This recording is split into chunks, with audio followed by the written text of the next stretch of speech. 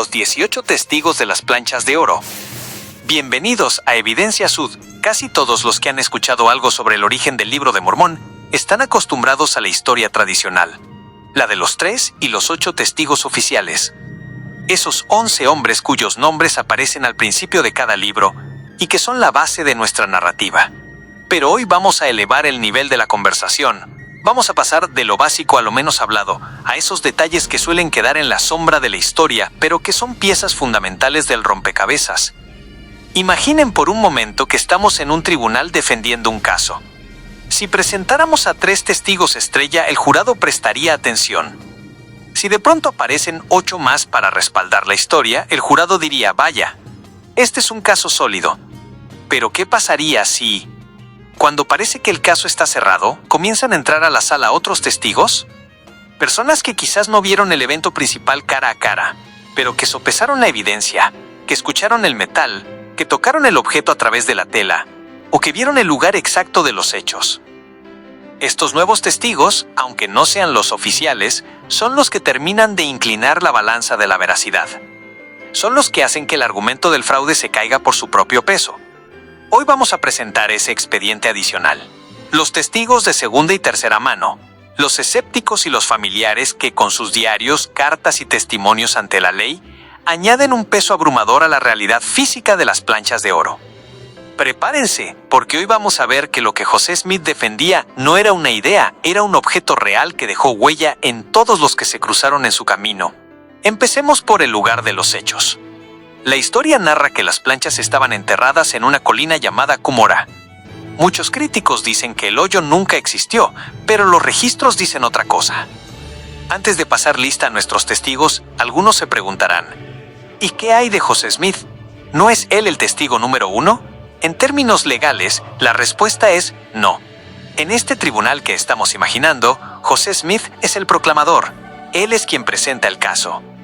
Pero en el derecho, nadie puede ser testigo de su propia causa de manera aislada. Para que un jurado dé por válida una prueba, necesita veracidad externa. Necesita a otros que confirmen que lo que el proclamador dice no es una invención de su mente. Por eso, para nuestro expediente de hoy, José Smith queda fuera de la lista.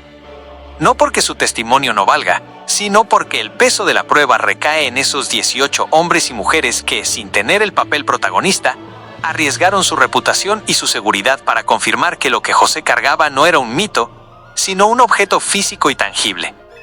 Testigo 1. Willard Chase. Este testimonio es vital, porque Chase era un vecino escéptico. Él testificó bajo juramento que José le mostró el lugar exacto, y aunque él es nuestro primer testigo hoy, no fue el único en ver este sitio. Otros 2 hombres que mencionaremos más adelante también documentaron la existencia física de este agujero y la caja que contenía. Si no hubiera habido excavación, Chase habría sido el primero en exponer el fraude, pero confirmó que el hoyo estaba allí.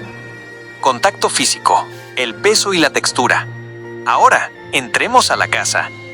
José tuvo que trasladar este objeto mientras grupos de hombres intentaban robárselo, creyendo que era oro sólido. Testigo 2. Isaac Hale, el suegro escéptico. Isaac no quería a José y no creía en su visión. Sin embargo, en 1834 admitió: se me permitió levantar la caja. Era tan pesada que tuve mis dudas de si era de oro o de plomo. Isaac es el testigo hostil, que confirma que José cargaba algo masivo. Testigo 3. Emma Smith. Para entender esto, hay que saber que Emma acompañó a José al cerro la noche que recibió las planchas. Mientras él subía, ella esperaba abajo, en la oscuridad, cuidando el caballo, sabiendo que bandas armadas rodeaban la zona buscando el tesoro. Más tarde, en su casa, Emma movía las planchas envueltas en lino para limpiar la mesa. Ella dejó escrito: las hojas crujían con un sonido metálico cuando las rozaba con el pulgar. Ella sintió la anatomía de un libro. Testigo 4. William Smith, hermano de José. William relató que un día José llegó exhausto tras luchar contra asaltantes. William tomó el paquete y nos dio la cifra técnica. Pesaba unas 60 libras, casi 30 kilos. Sintió los anillos que unían las hojas y cómo éstas se movían. Testigo 5. Josiah Stowell. Él no era un familiar de José, sino un granjero serio que lo había contratado para trabajar, y su declaración es oro puro para nuestro caso porque él vio lo que en teoría nadie debía ver. Según el registro oficial, mientras Stowell ayudaba a José a meter las planchas por una ventana para esconderlas de una turba, la pesada tela que las cubría se resbaló accidentalmente. En ese segundo de descuido, Stowell vio una esquina del objeto y, bajo juramento ante un juez, dio una descripción técnica fascinante. No habló de un brillo dorado de utilería, sino que testificó que la esquina se parecía a una piedra de tinte verdoso. Este detalle es crucial, porque el oro antiguo aleado con cobre, como la tumbaga, desarrolla precisamente esa pátina verdosa tras siglos de estar enterrado. Además, Stowell fue muy preciso con las dimensiones, juzgando que el objeto medía aproximadamente 1 pie cuadrado y 6 pulgadas de grosor. Testigo 6. Lucy Mack Smith. La madre de José examinó los objetos que acompañaban al libro, el pectoral de oro y las piedras del intérprete. Los describió con la precisión de quien sostiene una pieza de joyería antigua. Ahora, antes de continuar con nuestra lista, pongámonos en el lugar del abogado opositor. Como un dato adicional para enriquecer esta crónica, existe un relato curioso sobre Lucy Harris, la esposa de Martin Harris. Ella era conocida por su escepticismo extremo y su oposición inicial. Sin embargo, la historia registra que antes de que su esposo se involucrara del todo, ella tuvo un sueño donde un mensajero le mostró las planchas. Lo que hace esto interesante no es el sueño en sí, que en un tribunal no sería evidencia útil, sino que, al despertar, Lucy describió las características físicas, los grabados y el diseño del libro con una precisión técnica que coincidía exactamente con lo que José defendía, sin haberlas visto nunca. Quedó tan impactada por la coincidencia que entregó $28 para ayudar en la obra, siendo la primera contribución financiera registrada. Es el testimonio de una mente opuesta que, por un momento, se vio obligada a reconocer la anatomía de un objeto que aún no era público. En un juicio, el fiscal diría: «Señores del jurado, José Smith simplemente era un vivaracho, un maestro del engaño, un ilusionista que sabía cómo sugestionar a la gente». Es un argumento posible, sí, pero ese argumento se tambalea y se desmorona ante la realidad de estos testimonios.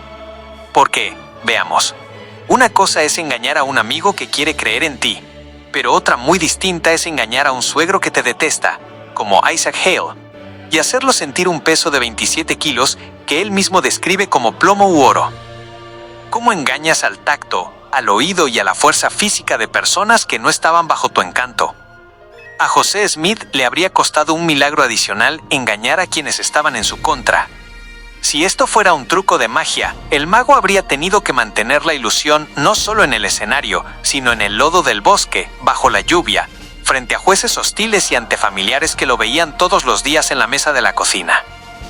A estos 6 relatos de testigos que mencionamos, le sumamos ahora a los 11 oficiales que aparecen al principio del Libro de Mormón. Testigos 7 al 14, los 8, manosearon las hojas y vieron los grabados antiguos. Testigos 15 al 17, los 3, los que vieron las planchas y al ángel. Aquí es fundamental destacar a los 2 hombres que mencionamos al principio, quienes también aportaron pruebas físicas del hallazgo. Oliver Cowdery, quien en 1835 describió la ingeniería del hallazgo. No era un simple pozo, era una caja de piedra con paredes unidas por un tipo de cemento, un fondo liso y una tapa redondeada. Él documentó una estructura física, no un sueño. David Whitmer, quien años después relató que la cavidad todavía era visible en la ladera.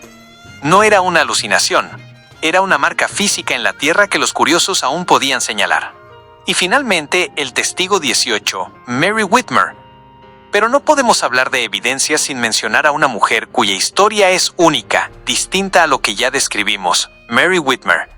Mientras José y Oliver se refugiaban en su granja para terminar la traducción, la carga de trabajo para Mary era inmensa. Un día, mientras iba al establo a ordeñar las vacas, un hombre de aspecto bondadoso se le acercó en el patio. Este mensajero, sabiendo que ella estaba agotada, le dijo que el Señor conocía sus esfuerzos y quería fortalecer su fe. Allí mismo, abrió una especie de mochila y le mostró las planchas cara a cara, pasando las hojas una por una frente a sus ojos. Mary no las vio a través de una tela ni por accidente. Las vio descubiertas, como un reconocimiento a su sacrificio silencioso, y sostuvo ese testimonio con una convicción inquebrantable hasta el día de su muerte. Llegados a este punto, cualquier litigante u opositor podría presentar una objeción de parcialidad, alegando que estos testigos simplemente mentían por lealtad a su líder o por fanatismo religioso.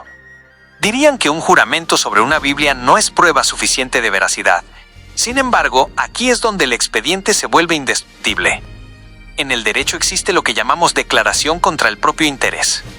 Casi la mitad de estos 18 testigos, incluyendo a los 3 testigos principales y varios de los 8, terminaron alejados de José Smith. Hubo pleitos legales, excomuniones y amargas rupturas personales. Si esto hubiera sido un fraude, el momento de la ruptura era la oportunidad perfecta para negociar su confesión o simplemente decir la verdad para destruir a José. Pero aquí sucede lo extraordinario. Hombres como Oliver Cowdery o David Whitmer, quienes pasaron décadas fuera de la iglesia y bajo una presión social inmensa, nunca se retractaron. Se ha intentado descalificar sus testimonios con ataques ad hominem, alegando que estaban bajo efectos de sustancias o que fueron engañados.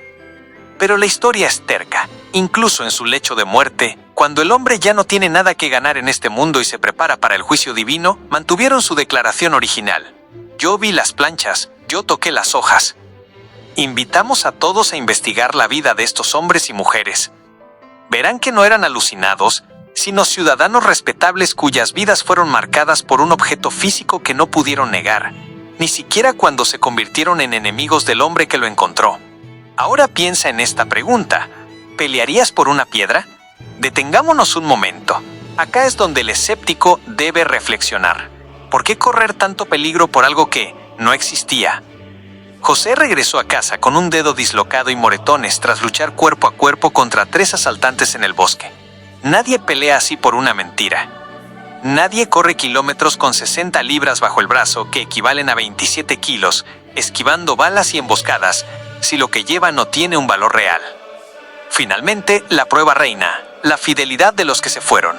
Hombres como Oliver Cowdery o David Whitmer se pelearon con José. Fueron expulsados de la iglesia. Tuvieron todas las razones para vengarse y decir: todo fue un truco, nunca hubo nada. Pero murieron sosteniendo su testimonio. Incluso en su lecho de muerte, alejados de José por décadas, dijeron: yo estuve allí, yo lo toqué. No pudieron negarlo porque no fue una emoción. Fue un objeto que pesaba 60 libras y sonaba a metal. Hagamos la cuenta: 18 personas. Amigos, familiares, enemigos y jueces. Si José Smith hubiera fingido, habría tenido que engañar el tacto, el oído y la fuerza de estas personas. Sin embargo, el registro es unificado. Hubo un hoyo, hubo una caja, hubo un peso real y un sonido metálico. Al final del día, nos quedamos con una realidad ineludible. 18 personas, con trasfondos y motivaciones totalmente distintas, coincidieron en que este objeto no era una construcción mental, sino una pieza de ingeniería antigua. Si decides no creer en el origen divino del Libro de Mormón, estás en tu derecho. Pero si decides no creer en la existencia física de las planchas, tienes un problema histórico difícil de resolver. Tendrías que explicar cómo un joven granjero sin recursos pudo fabricar un objeto de 30 kilos de metal, simular un grabado antiguo, engañar el tacto de su familia, la fuerza de sus enemigos y la vista accidental de un escéptico ante la ley, y lograr que ninguno de ellos, ni siquiera los que se volvieron sus rivales, lo desmintiera jamás. La evidencia física está ahí, grabada en el metal y en el testimonio de quienes lo sostuvieron.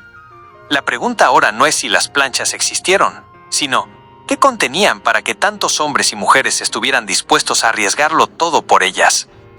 Gracias por acompañarnos en este recuento de Evidencia Sud.